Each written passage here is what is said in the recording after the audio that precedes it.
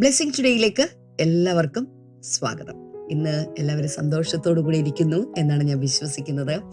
കർത്താവ് നമുക്ക് സമീപസ്ഥനാണ്. കർത്താവ് നമ്മുടെ അടുത്ത് തന്നെയുണ്ട്. അവൻ നമുക്ക് സമീപസ്ഥനായിരിക്കുമ്പോൾ പിന്നെ നമ്മൾ എന്തിനാ ഭാരപ്പെടുന്നത്, പ്രയാസപ്പെടുന്നത്? അവൻ നമ്മുടെ കൂടെ ഉണ്ടെങ്കിൽ അപ്പം വേണമെങ്കിൽ അപ്പം തരാൻ അവൻ ശക്തനാണ്. രോഗസൗഖ്യം വേണമെങ്കിൽ നിങ്ങൾ സൗഖ്യമാക്കാൻ അവൻ ശക്തനാണ്.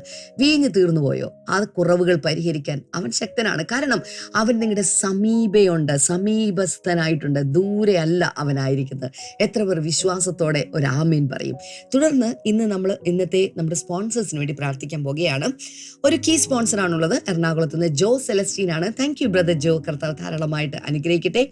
മാതാവിനെ ദൈവം നടത്തിയതിനും ദൈവവേലയ്ക്ക് ഉപയോഗിച്ചതിനുമുള്ള നന്ദി സൂചകമായിട്ടാണ്, അവരുടെ അമ്മയെ ഓർത്തിട്ടാണ് അവരിത് സമർപ്പിച്ചിരിക്കുന്നത്. ഞങ്ങളും ആൻറ്റിയെ ഓർക്കുന്നു. ഐറിസ് ആൻറ്റി, കർത്താവ് ഒത്തിരി അനുഗ്രഹിക്കപ്പെട്ട ഒരു ആൻറ്റി ആയിരുന്നു. ആൻറ്റി കുടുംബത്തെ മുഴുവൻ കർത്താവ് അനുഗ്രഹിക്കട്ടെ. കർത്താവ് ഞങ്ങൾ ഒരുമിച്ച് പ്രാർത്ഥിക്കുന്നു. മകൻ സാമുവിൻ്റെ ഭാവി അനുഗ്രഹിക്കപ്പെടുവാൻ, ഭവനത്തിലെ എല്ലാവർക്കും ദൈവികമായ ആരോഗ്യവും ദൈവികമായ രോഗസൗഖ്യം ഉണ്ടാകുവാൻ, അവരുടെ ബിസിനസ് യേശുവിൻ്റെ നാമത്താൽ അനുഗ്രഹിക്കപ്പെടുവാൻ ഞങ്ങൾ പ്രാർത്ഥിക്കുന്നു. കർത്താവെ, അങ്ങ് അനുഗ്രഹിച്ചതിനായി നന്ദി പറയുന്നു, യേശുവിൻ്റെ നാമത്തിൽ തന്നെ. ആമേൻ, ആമേൻ. സ്പോൺസർ ചെയ്തതിന് പ്രത്യേകമായിട്ടുള്ള നന്ദി അറിയിക്കുകയാണ്. കർത്താവ് ധാരാളമായിട്ട് നിങ്ങളെ അനുഗ്രഹിക്കട്ടെ. ഇന്നലെ ഞാൻ അനൗൺസ് ചെയ്ത അനൗൺസ്മെന്റ് വീണ്ടും ആവർത്തിക്കുകയാണ്. ഈ മാസം ഒടുവിൽ 24, 25, 26 വെള്ളി, ശനി, ഞായർ ഈ 3 ദിവസങ്ങളായി കൊച്ചിയിൽ വെച്ച് അതിശക്തമായിട്ടുള്ളൊരു മീറ്റിംഗ് ആണ്. ഹോളി സ്പിരിറ്റ് സിനഡ് 2025 നടക്കാൻ പോവുകയാണ്. ഇതിനു മുമ്പുള്ള പല സിനഡിലും പങ്കെടുത്തവരുണ്ട്. നിങ്ങൾ എവിടെയാണെങ്കിലും, ഇന്ത്യയിൽ എവിടെയാണെങ്കിലും, ഇന്ത്യക്ക് വെളിയിലാണെങ്കിൽ തന്നെ നേരിട്ട് ഈ മീറ്റിംഗിൽ വന്ന് പങ്കെടുക്കുക. ഇവിടെ കൊച്ചിയിൽ ഒത്തിരി ഹോട്ടൽസ് ഒക്കെ ഉണ്ട്. നിങ്ങൾക്ക് ഇപ്പോൾ തന്നെ ബുക്ക് ചെയ്യാം. നിങ്ങളുടെ ലീവുകൾ, മറ്റു കാര്യങ്ങളെല്ലാം ബുക്ക് ചെയ്യുക. ഇത് രജിസ്ട്രേഷൻ ഒന്നുമില്ല, കംപ്ലീറ്റ്ലി ഫ്രീ ആണ്. ഇതിനകത്ത് വന്ന് അറ്റൻഡ് ചെയ്യുന്നതും ഭക്ഷണമൊക്കെ ഫ്രീ ആയിട്ടുണ്ട്. അതുകൊണ്ട് ധൈര്യമായിട്ട് നിങ്ങൾക്ക് കുടുംബമായിട്ട് കടന്നു വരാം. രാവിലെ ഒരു സെഷനുണ്ട്, അതുപോലെ ഉച്ച കഴിഞ്ഞുള്ള സെഷനുണ്ട്, വൈകിട്ട് സെഷനുണ്ട്. അതിശക്തരായിട്ടുള്ള ദൈവദാസന്മാരൊക്കെ ശുശ്രൂഷിക്കുന്നു. ഡീറ്റെയിൽസ് ഒക്കെ നിങ്ങൾക്ക് സ്ക്രീനിൽ കാണാമല്ലോ. എല്ലാവരെയും നിങ്ങളുടെ വീട്ടിൽ വന്ന് ഞാൻ ക്ഷണിക്കുകയാണ്. റെഡി ആവുക, കടന്നു വരിക. വലിയ അനുഗ്രഹങ്ങൾ കർത്താവ് ചെയ്യാനായിട്ട് പോവുകയാണ്.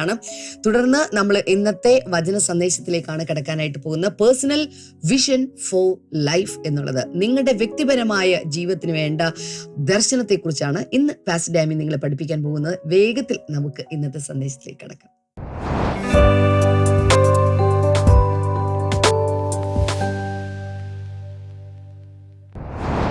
Welcome back. എന്തൊക്കെയുണ്ട് വിശേഷങ്ങൾ? ഇടയ്ക്കൊക്കെ ഒരു പേഴ്സണൽ മെസ്സേജ് ഇടണേ. ഇങ്ങനെ ഇരിക്കുന്ന കാര്യങ്ങൾ എനിക്ക് തോന്നുന്നു ഏറ്റവും കൂടുതൽ ഞാൻ ജനങ്ങളുമായി 1-on-1 പേഴ്സണലി 100 കണക്കിന്, ഒരുപക്ഷെ 1000 പേരുമായി 1-on-1 ഞാൻ ബന്ധപ്പെട്ടുകൊണ്ടിരുന്നത് കോവിഡിൻ്റെ ആ സമയത്താണ്. കാരണം യാത്രകളില്ല, വീട്ടിൽ തന്നെ ഉണ്ട്, മീറ്റിങ്ങുകളില്ല, എല്ലാം ഓൺലൈനാണ്. ആ സമയത്ത് എൻ്റെ മൊബൈലിൽ, എൻ്റെ കോണ്ടാക്ട് ലിസ്റ്റിൽ 1000 കോണ്ടാക്ട്സ് ഞാൻ സേവ് ചെയ്തിട്ടുണ്ട്. അവരുമായി ദിവസവും പ്രാർത്ഥന വിഷയങ്ങളായിരിക്കും, അതിനുവേണ്ടി പ്രാർത്ഥിക്കുക, ഗൈഡൻസ് കൊടുക്കുക, ചെറിയ ചെറിയ ഉപദേശങ്ങൾ കൊടുക്കുക, ചില വീഡിയോകൾ അയച്ചു കൊടുക്കുക, ഒത്തിരി കാര്യങ്ങൾ ചെയ്തിരുന്നു. എന്നാൽ ഇപ്പോൾ അത് കുറഞ്ഞിട്ടുണ്ട്, പക്ഷെ മുഴുവനായി നിലച്ചിട്ടില്ല. ഇപ്പോഴും ഞാനത് തുടരുകയാണ്. എങ്ങനെ ഈ ടീച്ചിങ്സൊക്കെ ദൈവം നിങ്ങൾക്ക് പ്രയോജനപ്പെടുന്നു എന്നറിയാൻ താല്പര്യമുണ്ട്. എങ്ങനെയെങ്കിലുമൊക്കെ സമയം ഉണ്ടാക്കി ഏതെങ്കിലുമൊക്കെ ബ്ലെസ്സിംഗ് ടുഡേ ചർച്ചിൽ ഏതെങ്കിലുമൊക്കെ ഞായറാഴ്ചയോ സ്പെഷ്യൽ മീറ്റിംഗ്സിലൊക്കെ വരണം. കൊച്ചിയിൽ സന്ദർശിക്കുന്നവർ, കൊച്ചി ബ്ലെസ്സിംഗ് ടുഡേയിൽ, പുറത്തുനിന്നൊക്കെ കാണുന്നവർ, പല രാജ്യങ്ങളിലുള്ളവർ എങ്ങനെയെങ്കിലും കൊച്ചിൻ ബ്ലെസ്സിംഗ് ടുഡേയിൽ നാട്ടിൽ വരുമ്പോൾ വരണം. പേഴ്സണലി ഞങ്ങളെ കാണണം. നിങ്ങൾക്ക് സന്തോഷമുള്ളൂ. ഇന്നലെ ഞാൻ പറഞ്ഞുകൊണ്ടിരുന്നത് ദൈവസഭയെക്കുറിച്ച് നമുക്ക് ഒരു ദർശനം ഉണ്ടായിരിക്കും. ദൈവസഭ എന്താണ്? അതല്ലെങ്കിൽ ഭയങ്കര കൺഫ്യൂഷൻ ഉണ്ടായി പലരും വിശ്വാസത്തിൽ തന്നെ പോകുന്ന ആശയക്കുഴപ്പത്തിലാവുന്നു. ചിലർ ഒരു സഭയിലും പോകാതെ വീട്ടിൽ തന്നെ ഇരിക്കുന്നു.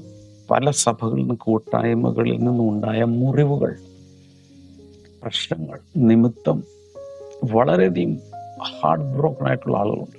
അവർക്കെല്ലാം ഈ ദിവസങ്ങൾ പരിശുദ്ധാത്മാവ് ഹീലിംഗ് നൽകട്ടെ. ഞാനൊക്കെ അങ്ങനെ പോയ ആളാണ്. സഭാജീവിതം എനിക്ക് പട്ടുമെത്തയായിരുന്നില്ല. സഭാജീവിതം എന്ന് പറഞ്ഞാൽ എല്ലാ ആഴ്ചയിലും സഭയിലേക്ക് ചെല്ലുമ്പോൾ തന്നെ ഒരു മാലയും ഇട്ട് ബൊക്കെയൊക്കെ തന്ന് സ്വീകരിക്കുന്ന പരിപാടിയൊന്നും എൻ്റെ ലൈഫിൽ ഉണ്ടായിട്ടില്ല. അനേക വർഷങ്ങൾ വളരെയധികം മുറുങ്ങിയ അനുഭവത്തിലൊക്കെ ജീവിച്ചിട്ടുണ്ട്. ഇതൊക്കെ കൂട്ടായ്മക്ക് അകത്ത് കാണും. പക്ഷെ സഭ എന്താണ് എന്നുള്ളൊരു ദർശനം പരിശുദ്ധാത്മാവ് എൻ്റെ ഉള്ളിൽ തന്നതുകൊണ്ട് പിടിച്ചു നിൽക്കാൻ കഴിയും. ദൈവത്തിൻ്റെ കൃപയാണേ, എൻ്റെ മിടുക്കാണെന്നൊന്നുമല്ല ഞാൻ ഈ പറഞ്ഞു ഉള്ളേ. അടുത്തൊരു ദർശനം, ദിസ് ഈസ് വെരി ഇമ്പോർട്ടൻറ്റ്. ഇതിനു വേണ്ടി ഞാൻ അല്പസമയം കൂടുതൽ എടുക്കാം, ചില ദിവസങ്ങൾ എടുത്താലും കുഴപ്പമില്ലെന്ന് വിചാരിക്കുന്നു. Because this is very very important, at the same time mostly ignored. അതുകൊണ്ട് ഞാൻ പറയാം, പേഴ്സണൽ വിഷൻ ഫോർ ലൈഫ്, ജീവിതത്തെക്കുറിച്ചുള്ള വ്യക്തിപരമായ ദർശനം. സ്വന്തം ജീവിതത്തിന് ഒരു ദർശനം ഉണ്ടായിരിക്കണം. ദൈവദർശനം വേണം, പിന്നെ പല പല ദർശനങ്ങൾ വേണ്ടതിനെ കുറിച്ചൊക്കെ ഇങ്ങനെ പറഞ്ഞു, സഭയിലെത്തി. ഇനിയിപ്പോൾ ഞാൻ പറയുന്നത് വ്യക്തിപരമായി ജീവിതത്തെക്കുറിച്ച് ഒരു ദർശനം ഉണ്ടായിരിക്കണം. അത് എവിടെ കിട്ടും ബ്രദറെ? എവിടെയാണെന്ന് വെച്ചാൽ പോയി മേടിച്ചോളാം.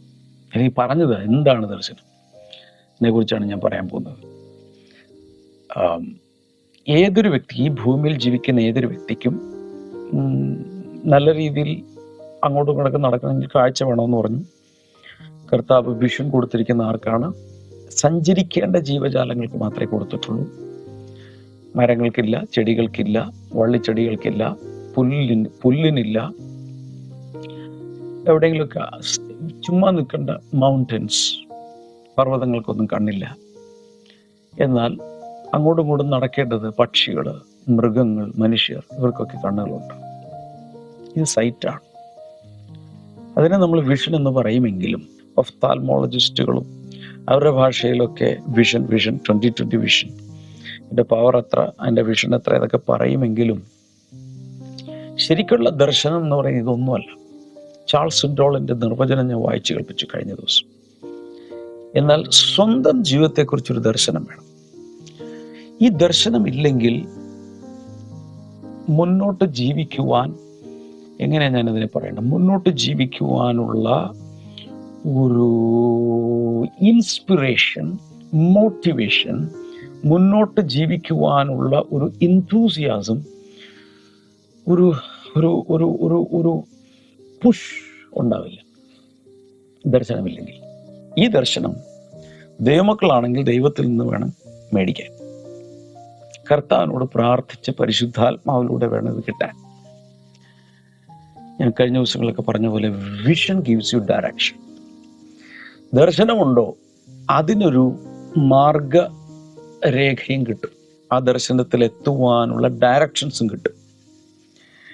അതാണ് ദൗത്യത്തിലൂടെ നമ്മൾ ചെയ്തെടുക്കുന്നത്. Visions can change the course of your ministry and your life and the whole world. ശരിക്കും ദൈവത്തിൽ നിന്ന് പ്രാപിച്ചൊരു ദർശനമാണെങ്കിൽ ശുശ്രൂഷ ജീവിതം, വ്യക്തിപരമായ ജീവിതം, അത് ലോകത്തെ തന്നെ അതിനെ ടച്ച് ചെയ്യാൻ സാധിക്കും. അപ്പം ചില ആളുകൾക്ക് ചിന്തിക്കും, എൻ്റെ ബ്രദറെ, ഞാൻ ഒരു സാധാരണ വീട്ടമ്മയാണ്, തൊഴിലുറപ്പിനൊക്കെ പോയി ഇങ്ങനെ ജീവിക്കുന്ന ഒരു പാവം പിടിച്ചൊരു സ്ത്രീയാണ്. ഈ വലിയ ദർശനവും ഇതൊന്നും ചോദിച്ച് എനിക്കറിഞ്ഞുകൂടാ. എനിക്കാകുള്ള പിള്ളേരെ എങ്ങനെയെങ്കിലും 3 നേരം ഭക്ഷണം കൊടുക്കണം, അവരൊന്ന് പഠിപ്പിച്ച് വലുതാക്കി 2 കാലിലും നിർത്തണം, പിന്നെ ഇതൊക്കെ എല്ലാം ചെയ്തു വെച്ചിട്ട് കർത്താവ് വിളിക്കുമ്പോൾ അങ്ങ് പോകണം. അതിൻ്റെ അപ്പുറത്തോട്ട് എന്നാ ദർശനം? ഇപ്പം ഇവിടുത്തെ വിഷയം എന്ന് വെച്ചാൽ, ഇതിനെന്തെങ്കിലും ബുദ്ധിമുട്ട് വന്നു കഴിഞ്ഞാൽ ജീവിതം തീർന്നു. പിന്നെ അലസതയായി, ഉദാസീനതയായി, പിന്നെ മരിക്കണമെന്നായി, പിന്നെ മുന്നോട്ട് പോകണമെന്നില്ല, എന്നങ്ങ് വിളിക്കണേ എന്നൊറ്റ പ്രാർത്ഥനയായിട്ട് തീരും. ഞാനൊരു വലിയൊരു വെല്ലുവിളി കൊണ്ടുവരാൻ പോവുക. കേട്ടോളൂ, ശ്രദ്ധിച്ചു കേൾക്കാം. എല്ലാവരുടെയും കാതൊക്കെ വർക്ക് ചെയ്യുന്നുണ്ടോ നോക്കിയേ, ശ്രദ്ധിച്ചു കേൾക്കണം. ഒരു വലിയ പട്ടാള മേധാവിയുടെ വീട്ടിൽ ഒരു പെങ്കൊച്ച് ജോലി ചെയ്യുക. ആ പട്ടാളക്കാരൻ്റെയും ആ വൈഫ്, ആ പട്ടാള മേധാവിയുടെ ക്യാപ്റ്റനാണ് അദ്ദേഹം, അല്ലെങ്കിൽ ഒരു കമാൻഡർ ഇൻ ചീഫ് ആണെന്ന് വെച്ചു. വൈഫിൻ്റെ തോഴിയായിട്ട് കിച്ചണിൽ ചായ ഇടാനും എന്തെങ്കിലുമൊക്കെ വെള്ളം ചൂടാക്കി കൊടുക്കാനും ചിലപ്പോൾ കുറച്ച് കുക്കിങ്ങും ഒക്കെ ആയിട്ട് അവിടെ ഇങ്ങനെ വീട്ടിൽ ഒരു മെയ്ഡായിട്ട് ഒരു സെർവൻ ഗേളായിട്ട് നിൽക്കുന്ന ഒരു പെങ്കൊച്ച്, ഇസ്രായേലിലെ പെങ്കൊച്ചാണ്. ആ പട്ടാള മേധാവിയുടെ പേരാണ് നയമാൻ. രാജാക്കന്മാരുടെ പുസ്തകത്തിൽ കഥയുണ്ട്. ഈ പെങ്കൊച്ച് ഇങ്ങനെ വർക്ക് ചെയ്യുക. പക്ഷേ ഇവിടെ ഒരു വലിയൊരു പ്രശ്നം അവിടെ നടക്കുന്നത്, ഇയാൾക്ക് ഞാൻ നമ്മുടേതായ ഭാഷയിലാക്കി പറയുകയാണ്. ഇത് ഈ കഥ മനസ്സിലാക്കാൻ വേണ്ടി മാത്രം, ബൈബിളിലെല്ലാം അതുപോലെ അല്ല എഴുതിയിരിക്കുന്ന. ആ കഥ എടുത്തിട്ട് മനസ്സിലാക്കാവുന്ന രീതിയിൽ ഞാൻ പ്രസന്റ് ചെയ്യുന്നതേ ഉള്ളൂ. ഈ മനുഷ്യൻ്റെ രാജാവ്, ആ രാജാവിൻ്റെ കീഴിൽ നിൽക്കുന്ന സൈന്യാധിപനാണ്. അദ്ദേഹത്തിന് ഒത്തിരി സ്റ്റാറുകളുണ്ട്. കാരണം പല യുദ്ധങ്ങളിൽ ഇദ്ദേഹം ഒരു വീരശൂര പരാക്രമി ആയതുകൊണ്ട് വാസ് എ മാൻ ഓഫ് വാലർ. ഒത്തിരി യുദ്ധങ്ങളിൽ രാജാവിന് വേണ്ടി പടപൊരുതി ജയിച്ചൊരു മനുഷ്യനാണ്. ഈ മനുഷ്യന് ഒത്തിരി പതക്കങ്ങളൊക്കെ കിട്ടിയിട്ടുണ്ട്, ഓണറൊക്കെ കിട്ടിയിട്ടുണ്ട്. ഭയങ്കര വീരശൂര പരാക്രമശാല. പക്ഷേ ഈ മനുഷ്യന് കുഷ്ഠമാണ്. എന്ന് വെച്ചാൽ ഇയാളെ കാണുന്നത് ഒരുപക്ഷെ എൻ്റെ ഇതിൽ പറയാം, കൊമ്പൻ മീശയൊക്കെ വെച്ച് വിരിച്ച് കണ്ടു കഴിഞ്ഞാൽ ഭീകര രൂപിയാണ്. പക്ഷേ ഇദ്ദേഹത്തിന്റെ പട്ടാള വേഷം, ആ മിലിറ്ററി യൂണിഫോം അഴിച്ചു വെച്ചാൽ ശരീരം മുഴുവൻ കുഷ്ഠം പിടിച്ച് ചീഞ്ഞളയുകയാണ്. ഭീകരമായൊരു സ്കിൻ ഡിസീസോ ലെപ്രസിയോ പിടിച്ചിരിക്കുകയാണ്. പുറത്തു നോക്കിയാൽ അധികമൊന്നും കാണാനില്ല. അപ്പോൾ ഒന്ന് ചിന്തിച്ചു നോക്കിയേ, ഈ പട്ടാള വേഷം, ഈ പടച്ചട്ടയെല്ലാം കൂടി ഇട്ട് കഴിയുമ്പോൾ തന്നെ സാധാരണ ഒരു മനുഷ്യന് തന്നെ അകത്ത് ചൂടും ഭയങ്കര ബുദ്ധിമുട്ടുമാണ്. ഇതുപോലെ സ്കിൻ മുഴുവൻ ചീഞ്ഞളിഞ്ഞിരിക്കുന്ന ഒരു ശരീരത്തിൽ ഇതെല്ലാം ഇട്ടിട്ട് വേണം പടവെട്ടാൻ, പടയെ നയിക്കാൻ, ആർമികളെ നയിക്കാൻ.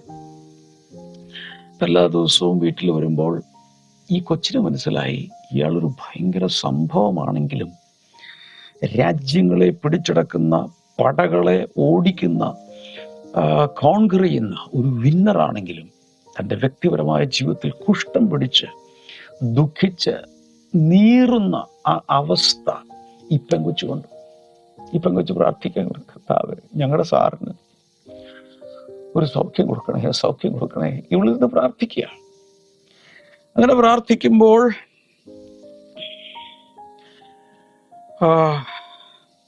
ഒരു ദിവസം അവൾക്ക് തോന്നി, കൊച്ചമ്മയോടൊന്ന് പറയാം. ഇസ്രായേലിലൊരു പ്രവാചകനുണ്ട്, ആ പ്രവാചകന്റെ അടുത്തൊന്ന് ചെല്ലുവാണെങ്കിൽ ഹീലിംഗ് കിട്ടും, ഉറപ്പാണ്. കാരണം അതുപോലെ ദൈവം ഉപയോഗിക്കുന്ന ഒരു പ്രവാചകൻ, ഭയങ്കര ഒരു പ്രോഫിറ്റാണ്. അപ്പോൾ ഒരു ദിവസം കൊച്ചമ്മയോട് പറഞ്ഞു, ഇങ്ങനെ ഒരു കാര്യം ചെയ്യാമോ, യജമാനോടൊന്ന് പറയാമോ, ഞങ്ങളുടെ നാട്ടിൽ ഇസ്രായേലിൽ നിന്ന് അടിമയായി പിടിച്ചുകൊണ്ട് വന്ന ഒരു ക്യാപ്റ്റീവ് ഗേളാണ് ഇവിടെ, ഒരു സ്ലേവ് ഗേളാണ്, അടിമ പെങ്കൊച്ച. അവൾ പറയാം, ഞങ്ങളുടെ നാട്ടിൽ വലിയൊരു പ്രവാചകനുണ്ട്, യജമാൻ വന്ന് അവിടെ വരെ പോയാൽ ഒരു സൗഖ്യം കിട്ടുമല്ലോ. അപ്പോൾ കൊച്ചമ്മ വേഗം സാറിനോട് പറഞ്ഞു, നയമാനോട് പറഞ്ഞു. നയമൻ വെച്ച്, എങ്ങനെ വെറുതെ പോകുന്നു, പോയിക്കളെ, സൗഖ്യം കിട്ടണ എവിടെയാണെങ്കിലും നല്ലതല്ലേ, പോ. അതുകൊണ്ട് ഈ ആരാം രാജാവാണെന്നിട്ട് പറഞ്ഞു, രാജാവിനോട് പറഞ്ഞു, ഇസ്രായേൽ രാജാവിൻ്റെ ഒരു ലെറ്റർ തരാൻ പറഞ്ഞു, ഒരു റെക്കമെൻഡേഷൻ ലെറ്റർ. കാരണം രാഷ്ട്രത്തലവന്മാർ തമ്മിലാണ്, കാരണം ഇവിടുത്തെ പട്ടാളത്തിൻ്റെ ടോപ്പ് ഗൈ ആണ്. അപ്പോൾ ചുമ്മാ ഓടി ചെല്ലുന്നതിന് വേറെ ഒരു റെഫറൻസ് ലെറ്ററൊക്കെ ഉണ്ടെങ്കിൽ അതുപോലെ ആക്സെപ്റ്റൻസ് കിട്ടും. ബാക്കി കഥ ഒരു പക്ഷെ നിങ്ങൾ വായിച്ച് കാണാൻ അറിയാം, മിക്കവർക്കും എല്ലാം വിസ്തരിക്കുന്നില്ല. ലെറ്ററൊക്കെ ആയിട്ട് പോയി കുറേയധികം ഗിഫ്റ്റുകൾ, സ്വർണം, വെള്ളി, ഡ്രസ്സ്. കാരണം ഈ പ്രവാചകന് സൗഖ്യം കിട്ടിക്കഴിയുമ്പോൾ കൊടുക്കാനുള്ള ഒത്തിരി ഗിഫ്റ്റുകളുമായിട്ട് ഇയാൾ പോകുന്നു. Because is filthy rich. അവിടെ ചെന്നപ്പോൾ ഈ എലീശയാണെങ്കിൽ, പ്രവാചകനാണെങ്കിൽ വീട്ടിൽ നിന്ന് പോലും പുറത്തേക്ക് ഇറങ്ങിയില്ല. പക്ഷേ അവിടെ നിന്നിട്ട് പറഞ്ഞു, യോർദാൻ നദി പോയിട്ട് 7 പ്രാവശ്യം മുങ്ങിയിട്ട് പോകണം.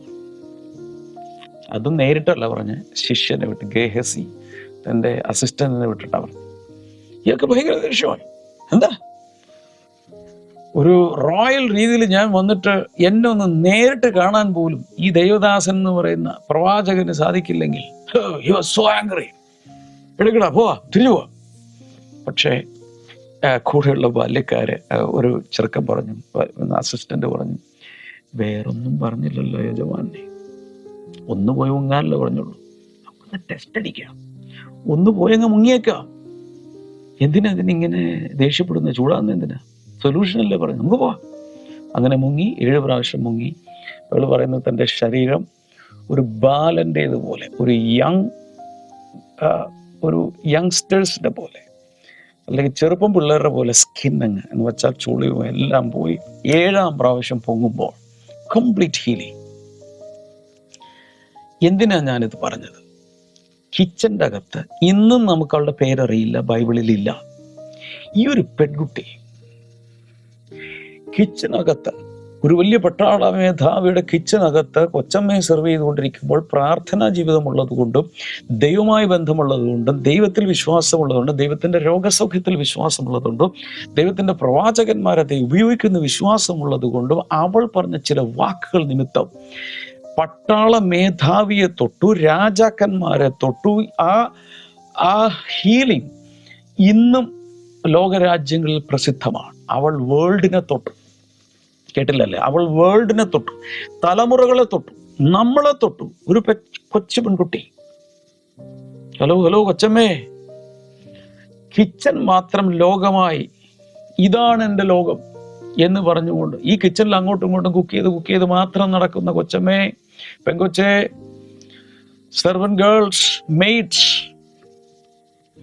ആരുടെയെങ്കിലൊക്കെ ആശ്രിതരായി ഈ വേലയും ചെയ്ത് ദിനരാത്രങ്ങൾ കഴിയുകയാണ്. എൻ്റെ കർത്താവ് എങ്ങനെ ഉപയോഗിക്കാനാണ്? പല ദേവദാസന്മാരെയൊക്കെ ഉപയോഗിക്കുക. എന്ത് ദർശനം! മാസം തോറും എണ്ണിച്ചുട്ട അപ്പം പോലെ കിട്ടുന്ന നോട്ടുമായിട്ട് എങ്ങനെയെങ്കിലുമൊക്കെ പിള്ളേരെ വളർത്തി എന്തെങ്കിലുമൊക്കെ ചെയ്ത് ജീവിക്കാൻ വേണ്ടി ഞാനോ ലോകത്തെ തൊടാനോ? തൊട്ടല്ലോ. ഹലോ, 2 കാതും തുറന്ന് കേൾക്കണേ. ദൈവത്തിന് ആരെയും ഉപയോഗിക്കാൻ കഴിയുമെന്നാണ് ഞാൻ പറഞ്ഞു വരുന്നത്. ഒരു ദർശനം വേണം. എന്നെയും കർത്താവ് ഉപയോഗിക്കും. പുറം ലോകം കണ്ടിട്ടില്ലാത്ത, ഇന്ന് വരെ ഒരു ദീർഘയാത്ര പോലും ചെയ്തിട്ടില്ല, ഞങ്ങളുടെ ഗ്രാമം വിട്ട് എങ്ങും പോയിട്ടില്ലാത്ത ചിലർ പറയും ഞാൻ ഈ അന്തർജനങ്ങളെ പോലെയാണ്, എൻ്റെ വീട് വിട്ട് ഞാൻ ഇന്ന് വരെ വെളിയിൽ പോയിട്ടില്ല. നോ പ്രോബ്ലം, വീടിനകത്തിരുന്ന് ലോകത്തെ തൊടാം. ഞങ്ങളുടെ സിറ്റി വിട്ട് ഞങ്ങൾ എങ്ങും പോയിട്ടില്ല, ഈ കേരളം വിട്ട് ഞങ്ങൾ എങ്ങും പോയിട്ടില്ല, ഞങ്ങളായിരിക്കുന്ന ഈ സംസ്ഥാനം വിട്ട് എങ്ങും യാത്ര ചെയ്തിട്ടില്ല, ഒരു പുറം രാജ്യത്ത് ഇന്ന് വരെ, ഒരു ഇന്റർനാഷണൽ ട്രിപ്പ് ഇന്ന് വരെ ഞാൻ ചെയ്തിട്ടില്ല. എന്നെ കർത്താൻ ഉപയോഗിക്കാൻ പറ്റുമോ? പറ്റുമെന്നേ. Have a vision for your own life. സ്വന്തം ജീവിതത്തെക്കുറിച്ചൊരു ദർശനം വേണം. എവിടെ നിന്ന് കിട്ടും? ദൈവത്തിൽ നിന്ന് കിട്ടും. എങ്ങനെ കിട്ടും? പ്രാർത്ഥിക്കണം, ദൈവസ്ഥലിൽ മെഡിറ്റേറ്റ് ചെയ്യണം. പരിശുദ്ധാത്മാവിൻ്റെ അന്യഭാഷകളിൽ പ്രാർത്ഥിക്കുന്ന സ്വഭാവമുണ്ടെങ്കിൽ മണിക്കൂറുകൾ പരിശുദ്ധാത്മാവിൻ്റെ ഭാഷകൾ പ്രാർത്ഥിച്ച് വരുമ്പോൾ, കഴിഞ്ഞ ദിവസം ഞാൻ പറഞ്ഞു, അന്യഭാഷയുടെ പ്രത്യേകത മലയാളത്തിൽ പ്രാർത്ഥിച്ചാലും ഇംഗ്ലീഷിൽ പ്രാർത്ഥിച്ചാലും ഹിന്ദിയിൽ പ്രാർത്ഥിച്ചാലും ഫ്രഞ്ചിൽ പ്രാർത്ഥിച്ചാലും ലാറ്റിനിൽ പ്രാർത്ഥിച്ചാലും ഏത് ഭാഷയിൽ പ്രാർത്ഥിച്ചാലും ബുദ്ധി കൊണ്ടാണ് പ്രാർത്ഥിക്കുന്നത്. അതിൽ കുറച്ചൊക്കെ ദൈവഹിതമായിരിക്കും, അത് അവിടെ എത്തും, ബാക്കിയെല്ലാം സെൻസർ ചെയ്ത് പോയി. എന്നാൽ അന്യഭാഷയിൽ പ്രാർത്ഥിക്കുന്ന 1 മണിക്കൂർ പ്രാർത്ഥിച്ച മൊത്തം പ്രാർത്ഥനയും സ്വർഗത്തിലെത്തി. കാരണം അതെല്ലാം പരിശുദ്ധാത്മാവ് നമ്മിൽ വസിച്ചുകൊണ്ട് നമ്മളിലൂടെ പ്രാർത്ഥിക്കുക. 100% റിസൾട്ട്. എന്താ പ്രാർത്ഥിച്ചതെന്ന് നമുക്കറിയില്ലെങ്കിലും ദൈവത്തിനറിയാം. ഞാൻ പറഞ്ഞത്, അന്യഭാഷകൾ ഇത്ര നേരം പ്രാർത്ഥിക്കുമ്പോൾ നമ്മുടെ ആത്മാവ് പിതാവിൻ്റെ ഇഷ്ടത്തിലേക്ക് ട്യൂൺ ചെയ്യപ്പെടുന്നത് കൊണ്ട്, കാലിബ്രേറ്റ് ചെയ്യപ്പെടുന്നത് കൊണ്ടും നമ്മുടെ അകത്ത് തന്നെ ഒരു വലിയ ദർശനം ഉണ്ടായി വരും. ഞാൻ കഴിഞ്ഞ ദിവസമൊക്കെ നിങ്ങളോട് പറഞ്ഞു, 1993 അവസാനം ഡിസംബർ മാസത്തിലെ 10 ദിവസത്തെ ഉപവാസ പ്രാർത്ഥനയാണ് എൻ്റെ ജീവിതത്തിൽ മേജർ ഷിഫ്റ്റ് ഉണ്ടാക്കിയത്. അന്നാണ് എനിക്ക് എന്നെക്കുറിച്ച് മുന്നിലേക്കുള്ള ദർശനം തന്നത്. അതിൻ്റെ ഫലമായിട്ടാണ് ഇന്ന് കാണുന്ന ബ്ലെസ്സിംഗ് ടുഡേ നിലവിൽ വന്നത്. I was seeking the face of the Lord. ദൈവമുഖം അന്വേഷിച്ചപ്പോൾ ദൈവം ചിലതൊക്കെ തരാൻ തുടങ്ങി. മോനെ, നിന്റെ ജീവിതം ഇതിനു വേണ്ടിയിട്ടാണ് ദൈവം നിനക്ക് ഈ ജീവിതം തന്നിരിക്കുന്നത്. മുന്നിലേക്കുള്ള ശുശ്രൂഷ ഇതാണ്, ഇതൊക്കെയാണ് നീ ചെയ്യേണ്ടത്. ഈ കാര്യങ്ങളൊക്കെ അകത്ത് രൂപപ്പെടാൻ തുടങ്ങി. അതൊരു ശുശ്രൂഷയായി മാറി. ഇന്ന് കർത്താവ് കൃപയാൽ ഈ ബ്ലെസ്സിംഗ് ടുഡേയിലൂടെ ലോകരാജ്യങ്ങളെ തൊടുന്നു. ആയിരങ്ങളെ, ലക്ഷങ്ങളെ. I don't know the count. കർത്താവിനെ അറിയാം ഇതിൻ്റെ വ്യാപ്തിയും എന്തൊക്കെയാണെന്നുള്ള നിത്യതയിലെ നമുക്കും മനസ്സിലാവും. പലരെയും കർത്താവ് തൊടുന്നു. പല സ്ഥലങ്ങളിലും പല രാജ്യങ്ങളിൽ നിന്ന് പോകുമ്പോൾ പലരും എൻ്റെ അടുത്തിട്ട് വന്ന്, ഞാൻ ഹൈസ്കൂളിൽ പഠിക്കുന്ന കാലത്ത് ബ്രദറിൻ്റെയൊക്കെ പ്രോഗ്രാം അമ്മ വയ്ക്കും. അപ്പം ഞങ്ങളിങ്ങനെ റെഡിയാകുമായിരിക്കും, ചോറൊക്കെ കെട്ടി ടൈയൊക്കെ കെട്ടി മുറുക്കി യൂണിഫോം ഇട്ട് പോകാൻ വേണ്ടി റെഡിയാകുമ്പോൾ ഞങ്ങളിതിങ്ങനെ കേൾക്കും. അന്നങ്ങനെ അങ്കിളുടെ ഇതൊക്കെ ഇങ്ങനെ കേട്ട് ഞങ്ങളിന്ന് ദൈവകൃപയിൽ വിശ്വാസത്തിലാണ് അന്ന് പറഞ്ഞ പല കാര്യങ്ങൾ. അന്ന് ഞാൻ പറഞ്ഞ പല കാര്യങ്ങൾ വർഷങ്ങൾക്ക് മുമ്പ് പറഞ്ഞത് പലരും എന്നോട് ഇങ്ങോട്ട് വന്നു ഇപ്പൊ പറയാ, ഞാൻ തന്നെ മറന്നുപോയി. What I'm trying to say is this: God can use anybody. ആരെയും കർത്താവിന് ഉപയോഗിക്കാം, ആരെയും കർത്താവിന് ഉപയോഗിക്കാം. Visions can change the course of your life, your ministry, and it can touch many nations of the world. സാധിക്കും. So touching the world from kitchen, അടുക്കളയിൽ നിന്നും ലോകത്തെ തൊടാൻ പറ്റും. ആരാലും അറിയപ്പെടാത്തവർക്ക് പോലും, പേരില്ലാത്തവർ, അനോണിമസ് ക്യാരക്ടേഴ്സ്, ഫേമസ് അല്ലാത്തവർ, വെൽ നോൺ അല്ലാത്തവർ, അൺനോൺ ആയവർക്ക് പോലും ലോക രാജ്യങ്ങളെ തൊടാൻ കഴിയും പ്രാർത്ഥനയിലൂടെ, ചില കൊച്ചു കൊച്ചു പ്രവർത്തനങ്ങളിലൂടെ. ഈ ആകപ്പാടെ ഈ നയമാന്റെ വീട്ടിലെ മെയ്ഡ്, ആ വേലക്കാരി പെങ്കൊച്ച് ആകപ്പാടെ ചെയ്തെന്താണ്? ഒരു കമ്മ്യൂണിക്കേഷൻ, തൻ്റെ അറിവ് വേറെ ആളോട് പറഞ്ഞു. ഞാൻ ചുമ്മാ പറയുവാണ്. ഇപ്പോൾ ഉദാഹരണം, നിങ്ങളിപ്പോൾ മോർണിംഗ് ഗ്ലോറി കണ്ടുകൊണ്ടിരിക്കും, ചുമ്മാ ഒരു ലിങ്ക് എടുത്ത് അറിയാവുന്ന കുറേ ക്ലാസ്മേറ്റ്സിനും കൂടെ പഠിച്ചവർക്കും അല്ലാത്തവർക്കും ബസ് സ്റ്റോപ്പിൽ വെച്ച് കണ്ടവർക്കും ഒരു വോയിസ് മെസ്സേജ് എനിക്ക് ഞാൻ തുടർച്ചയായിട്ട് കാണുന്നൊരു പ്രോഗ്രാമാണ്, ഇതിലൂടെ വചനം പഠിക്കാനൊക്കെ പറ്റും എന്ന് പറഞ്ഞുകൊണ്ട് ചുമ്മാ അയച്ചു കൊടുത്തില്ല. അതായിരിക്കും നാളെ ഒരാൾ കണ്ട് നാളൊരു വലിയ ശുശ്രൂഷയിലേക്ക് ആ വ്യക്തി വന്നാലോ, ആ വ്യക്തിയിലൂടെ ദൈവം ലോകത്തെ ആയിരങ്ങളെ, ലോകരാഷ്ട്രങ്ങളെ സ്പർശിച്ചാലോ, ക്രെഡിറ്റ് ആർക്ക് കിട്ടും? പ്രതിഫലം ആർക്ക് കിട്ടും? നിങ്ങൾ കിട്ടും. പക്ഷെ നമ്മളെ കൊണ്ട് ഹ്രസ്വദൃഷ്ടിയുള്ളവരാക്കി നമ്മെ മാറ്റി, നമ്മെ കൊണ്ട് ഗുണകരമായ, ഞാനൊരു കാര്യം പറയാൻ ആഗ്രഹിക്കുന്നു, കൊച്ചു കൊച്ചു പ്രവൃത്തികളിലൂടെയാണ് വലിയ വലിയ റിസൾട്ട് ഉണ്ടാകുന്നത്. എല്ലാവരും ഒന്ന് പറഞ്ഞേ, ഒന്ന് ടൈപ്പ് ചെയ്തിട്ടെ, കമന്റ് സെക്ഷനിൽ ടൈപ്പ് ചെയ്തിട്ടെ. കൊച്ചു കൊച്ചു പ്രവൃത്തികളിലൂടെ വലിയ വലിയ ഫലമുളവാകും, റിസൾട്ട് ഉണ്ടാകും. വലിയൊരു ഹീലിംഗ് ക്രൂസൈഡ് യേശു കർത്താവ് നടത്തുമ്പോൾ 3 ദിവസമായി ജനങ്ങൾ പട്ടിണിയിലാണ്, വോളണ്ടിയേഴ്സിനൊന്നും ചെയ്യാൻ പറ്റാതിരിക്കുമ്പോൾ ഒരു കൊച്ചു പയ്യന്റെ കയ്യിലിരുന്നൊരു കൊച്ച് ടിഫിൻ ബോക്സിനകത്ത് ഒരു കൊച്ചു പയ്യൻ കൊടുത്ത ഡൊണേഷൻ, അല്ലെങ്കിൽ ആ സംഭാവന, അല്ലെങ്കിൽ ആ ഗിഫ്റ്റ്, അല്ലെങ്കിൽ ആ ഓഫറിങ്ങിലൂടെയാണ് ആയിരങ്ങൾ പരിപോഷിപ്പിക്കപ്പെട്ടതും. അത് അന്ന്, അപ്പോൾ, അതിനുശേഷം ആ സംഭവത്തിലൂടെ, അത്ഭുതത്തിലൂടെ, അപ്പം വർദ്ധിപ്പിക്കുന്ന, മീൻ വർദ്ധിപ്പിക്കുന്ന അതിലൂടെ എല്ലാ തലമുറകളും അനുഗ്രഹിക്കപ്പെട്ടു. ആ പയ്യന്റെ പേര് പറഞ്ഞു അറിയാമോ? ഓ, ഭയങ്കരമല്ലേ മക്കളെ, ഇത് ഭയങ്കരമല്ലേ? എന്റെ കണ്ണിലേക്ക്, ഞാൻ നിങ്ങളെ കണ്ണിലേക്ക് നോക്കി പറയാം, നിങ്ങളെ കർത്താവ് ഉപയോഗിക്കാൻ പോകും. പറഞ്ഞേ, നെഞ്ചിത്തൊട്ടിട്ട് പറ, എന്നെ കർത്താവ് ഉപയോഗിക്കാം. പറയിരുന്ന്, ആര് കേട്ടാലും കേട്ടില്ലെങ്കിൽ കുഴപ്പമില്ല, പറ, ഉറക്കെ പറ, എന്നെ കർത്താവ് ഉപയോഗിക്കാൻ പോവാ. പറഞ്ഞേ, പ്രാർത്ഥിച്ച കർത്താവേ, എനിക്കൊരു ദർശനം എന്താ? എനിക്കൊരു ദർശനം എന്താ? പറ. ഞാൻ ഇനി പറയാൻ പോകുന്ന വളരെ ഭയങ്കരമായൊരു സംഭവമാണ്. നാസി ജർമ്മനിയിൽ, അറിയാലോ, ഹിറ്റ്ലറുടെ കീഴിൽ നാസി ജർമ്മനിയിൽ നടന്നൊരു സംഭവം. വിക്ടർ ഫ്രാങ്കൽ എന്ന് പറയുന്ന ഒരു മനുഷ്യൻ, ഓസ്ട്രിയൻ സൈക്കോളജിസ്റ്റ് ആയിരുന്നു. അദ്ദേഹത്തെയും കൊണ്ടുപോയി ഡെത്ത് ക്യാമ്പിലിട്ടു. കൊല്ലാൻ കൊണ്ടുപോയിടുന്ന സ്ഥലമാണ്, അതിൽ കൊണ്ടുപോയിട്ടു. അദ്ദേഹം ഈ ഒത്തിരി പേര് രക്ഷപ്പെടാതെ, എന്ന് വെച്ചാൽ ഈ ഡെത്ത് ക്യാമ്പുകളിൽ കൊണ്ടുപോയിടുന്നവർ ചിലർ പെട്ടെന്ന് മരിച്ചു പോകും, ചിലർ കുറച്ചുനാൾ പിടിച്ചു വെക്കും.